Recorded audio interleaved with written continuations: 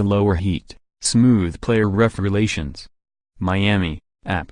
Kevin Durant was steaming mad over officiating this week, then eventually apologized after realizing he could have better handled his frustrations. The NBA hopes all players and referees take the time for such reflection. The league introduced a five-pronged plan Friday to try and improve how players and referees get along during games. It comes during a season where one of the top storylines has been the ongoing deterioration of the relationship between the sides, with stars such as Durant, LeBron James and Chris Paul not shy about expressing their frustrations. "What we've basically done is taken a bit of a step back," NBA President of League Operations Byron Spruell said.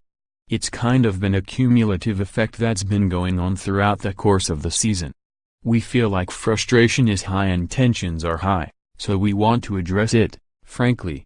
The league's plan comes less than a month before the players and referees are set to meet in Los Angeles during All-Star Weekend, a long-planned session that was scheduled with hopes of finding common ground.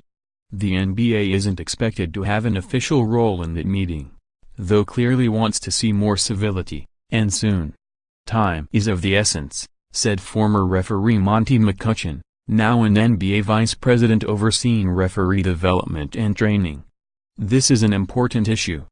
McCutchen and NBA senior vice president overseeing referee operations Michelle Johnson will be among those starting to meet with teams in the coming days. One of the 5 steps in the plan, discussing rules interpretations, on-court conduct and the expectations of NBA referees with all 30 clubs.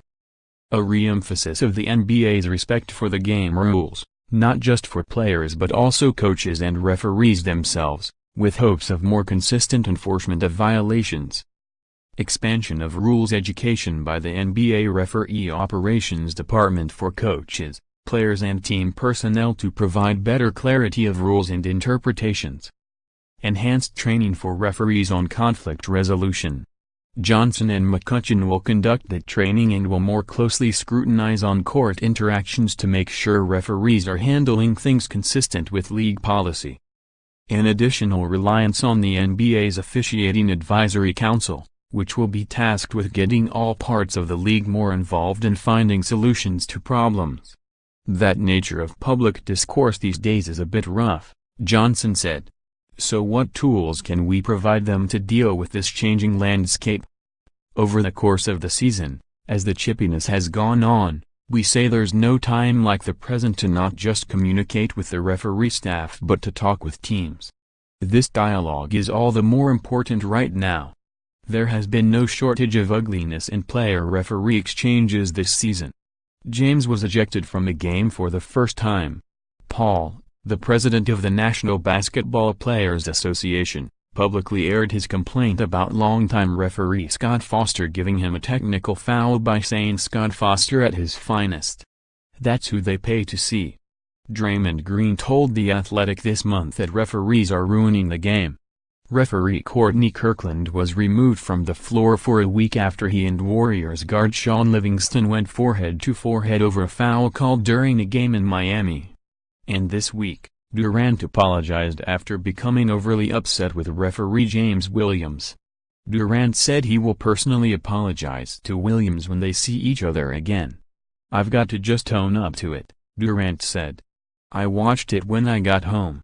I was wondering why he was coming at me so hard, but then I watched the plays. I was like, yeah, I looked like a jerk out there." McCutchen said it's critical the sides learn how to agree to disagree in more situations, and stop expecting perfection from each other. And seeing Durant own up to his actions gave McCutchen hope that a strained relationship can be saved. "That's the Kevin I know," McCutchen said. "Because of his personhood, because of his platform that comes along with that stature, it's an incredible platform for everyone to build on."